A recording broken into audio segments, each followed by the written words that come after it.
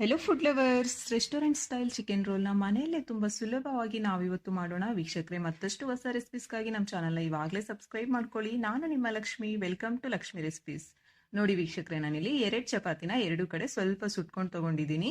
ಮೈದಾ ಹಿಟ್ಟು ಚಪಾತಿ ತೊಗೊಂಡಿದ್ದೀನಿ. ನೀವು ಬೇಕಾದರೆ ಗೋಧಿ ಹಿಟ್ಟಿಂದ ಕೂಡ ತೊಗೋಬಹುದು. 150 ಗ್ರಾಮ್ ಬೋನ್ಲೆಸ್ ಚಿಕನ್ನ ಆದಷ್ಟು ಚಿಕ್ಕದಾಗಿ ಕಟ್ ಮಾಡಿ ತೊಗೊಳ್ಳಿ. 2 ಈರುಳ್ಳಿನ ಈ ರೀತಿ ಕಟ್ ಮಾಡಿ ತೊಗೊಂಡಿದ್ದೀನಿ. ಸ್ವಲ್ಪ ಕ್ಯಾಬೇಜ್ನ ಆದಷ್ಟು ಚಿಕ್ಕದಾಗಿ ಕಟ್ ಮಾಡಿ ತೊಗೊಳ್ಳಿ. ಅರ್ಧ ಟೇಬಲ್ ಸ್ಪೂನ್ ಖಾರದ ಪುಡಿ, ಅರ್ಧ ಟೇಬಲ್ ಸ್ಪೂನ್ ಧನಿಯಾ ಪುಡಿ, 1/4 ಟೇಬಲ್ ಸ್ಪೂನ್ ಅರಿಶಿನ ಪುಡಿ, ಅರ್ಧ table spoon garam masala, 1/4 table spoon ಜೀರಿಗೆ ಪುಡಿ, 1/4 ಟೇಬಲ್ ಸ್ಪೂನ್ ಪೆಪ್ಪರ್ ಪೌಡರ್ ತೊಗೊಂಡಿದ್ದೀನಿ, ಇದು ಆಪ್ಷನಲ್ಲು. ರುಚಿಗೆ ತಕ್ಕಷ್ಟು ಉಪ್ಪು, 4 ಟೇಬಲ್ ಸ್ಪೂನ್ ಟೊಮೊಟೊ ಕೆಚಪ್ ತೊಗೊಂಡಿದ್ದೀನಿ, 4 ಟೇಬಲ್ ಸ್ಪೂನ್ ಮಯೋನೀಸ್ ತೊಗೊಂಡಿದ್ದೀನಿ. ಮಯೋನೀಸ್ ಮನೆಯಲ್ಲೇ ತುಂಬ ಸುಲಭವಾಗಿ ಹೇಗೆ ಮಾಡ್ಬೋದು ಅಂತ ನಮ್ಮ ಚಾನಲಲ್ಲಿ ವಿಡಿಯೋ ಇದೆ. ವಿಡಿಯೋ ಲಿಂಕ್ನ ಐ ಕಾರ್ಡು ಮತ್ತು ಎಂಡ್ ಸ್ಕ್ರೀನಲ್ಲಿ ಕೊಟ್ಟಿರ್ತೀವಿ, ಚೆಕ್ ಮಾಡಿ. 4 ಟೇಬಲ್ ಸ್ಪೂನ್ ಎಣ್ಣೆ. ಇವಾಗ ತಯಾರಿ ವಿಧಾನ ನೋಡೋಣ. ಸ್ಟವ್ ಆನ್ ಮಾಡಿ ಬಾಣಲಿ ಇಟ್ಕೊಂಡು ಇದಕ್ಕೆ 3 ಟೇಬಲ್ ಸ್ಪೂನ್ ಎಣ್ಣೆ ಹಾಕ್ಕೊಳ್ಳಿ. ಎಣ್ಣೆ ಒಂದು ಸ್ವಲ್ಪ ಕಾಯಲಿ. ಕಾದ್ಮೇಲೆ ಇದಕ್ಕೆ ಚಿಕನ್ ಹಾಕ್ಕೊಂಡು ಸ್ಟವ್ನ ಹೈ ಫ್ಲೇಮ್ಗೆ ಅಡ್ಜಸ್ಟ್ ಮಾಡಿಕೊಂಡು 1-2 ನಿಮಿಷ ಚೆನ್ನಾಗಿ ಕಲಿಸ್ಕೊಳ್ತಾ ಫ್ರೈ ಮಾಡ್ಕೊಳ್ಳಿ. ನೋಡಿ, 2 ನಿಮಿಷ ಆದಮೇಲೆ ಈ ರೀತಿ ಕಲರ್ ಚೇಂಜ್ ಆಗಿರುತ್ತೆ.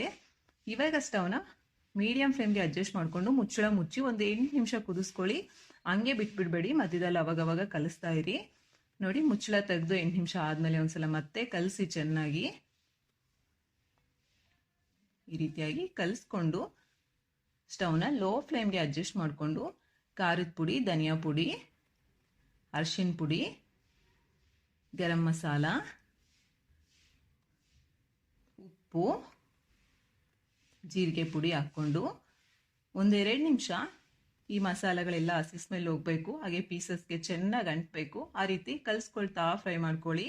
ಕೈ ಬಿಡಬೇಡಿ, ಕೈ ಬಿಟ್ಟರೆ ತಳ ಅಂಟುತ್ತೆ. 2 ನಿಮಿಷನೂ ಕಲಿಸ್ಕೊಳ್ತಾನೆ ಮಾಡ್ಕೋಬೇಕು. ನೋಡಿ, 2 ನಿಮಿಷ ಆದಮೇಲೆ ಸ್ಟವ್ ಆಫ್ ಮಾಡಿ ಇದನ್ನು ಪಕ್ಕಕ್ಕೆ ಇಟ್ಕೊಂಡು ಒಂದು ಪ್ಲೇಟ್ ಮೇಲೆ ಈ ರೀತಿ ಚಪಾತಿನ ಹರಡ್ಕೊಂಡು ಚಪಾತಿ ಮೇಲೆ 2 ಟೇಬಲ್ ಸ್ಪೂನ್ ಮಯೋನೀಸ್ ಹಾಕ್ಕೊಂಡು ಮಧ್ಯದಲ್ಲಿ ನೋಡಿ ಈ ರೀತಿ ಸ್ಪ್ರೆಡ್ ಮಾಡ್ಕೊಳ್ಳಿ. ನಂತರ 2 ಟೇಬಲ್ ಸ್ಪೂನ್ ಟೊಮೊಟೊ ಕೆಚಪ್ ಹಾಕ್ಕೊಂಡು ಇದನ್ನು ಅಷ್ಟೇ ಈ ರೀತಿಯಾಗಿ ಸ್ಪ್ರೆಡ್ ಮಾಡ್ಕೊಳ್ಳಿ ನೀಟಾಗಿ. ನಂತರ ಇದಕ್ಕೆ ನೋಡಿ ಚಿಕನ್ನ ಈ ರೀತಿ ಹಾಕ್ಕೊಳ್ಳಿ ಮಧ್ಯದಲ್ಲಿ.